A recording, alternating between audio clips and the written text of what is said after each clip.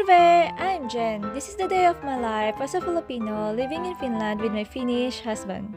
So for today's video, ipapakita ko sa inyo kung ano yung ginagawa ko lately. So madalas na nga akong nandito sa bago naming garden dahil nga tumutulong ako sa pagpipinta. Alam ko marami magtatanong sa inyo dyan kung bakit ko ginagawa yan. Trabaho yan ng lalaki. Actually, hindi ko rin alam. Char. Dito kasi sa Finland, everyone is independent, mapababae man o mapalalaki. At kapag nasa ibang bansa ka, lahat talaga dapat mong gawin. Walang ibang tutulong sa'yo kundi ang sarili mo. Finally, malapit na ako matapos. Ayan. Ito na lang sa isang room. Ang gagawin ko. Medyo pagod na. At dahil nga tapos na tayo magpinta, tatanggalin naman natin yung excess na foam gamit yung kutsilyo. Don't worry guys, hindi naman